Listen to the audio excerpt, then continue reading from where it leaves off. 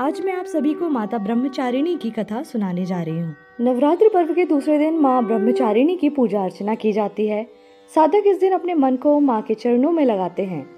ब्रह्मा का अर्थ है तपस्या और चारिणी यानी आचरण करने वाली।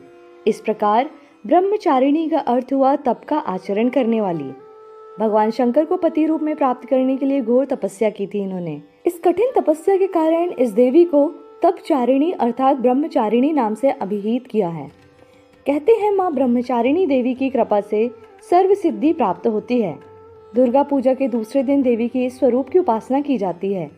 इस देवी की कथा का सार यह है कि जीवन में कठिन संघर्षों में भी मन विचलित नहीं होना चाहिए। पूर्व जन्म में इस देवी ने हिमालय के घर पुत्री रूप में जन्म लिया और नारद जी के उपदेश से भगवान शंकर जी को पति रूप में प्राप्त करने के लिए घोर तपस्या की थी। इस कठिन तपस्या के कारण इन्हें तपचारिणी अर्थात ब्रह्मचारिणी नाम से अभिहित किया। 1000 वर्ष तक इन्होंने केवल फल फूल खाकर बिताए और 100 वर्षों तक केवल जमीन पर रहकर शाक पर निर्वाह किया।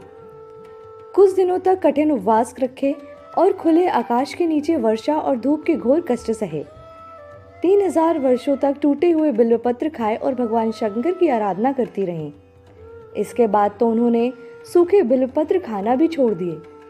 कई हजार वर्षों तक निर्जल और निराहार रहकर तपस्या करती रहीं। पत्तों को खाना छोड़ देने के कारण ही इनका नाम अपर्णा पड़ा।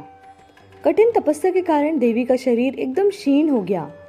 देवता, ऋषि, सिद्धगण, मुनि सभी ने ब्रह्मचारिणी की तपस्या को अभूतपूर्व पुण्य कृत्य बताया, सराहना की और कहा, हे देवी, आज तक किसी ने इस प्रकार की कठोर तपस्या नहीं की।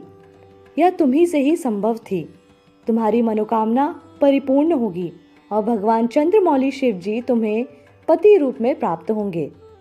अब तपस्या छोड़कर घर लौट जाओ। जल्द ही तुम्हारे पिता तुम्हें बुलाने आ रहे हैं। इसी से माता ब्रह्मचारिणी की कहानी समाप्त होती है।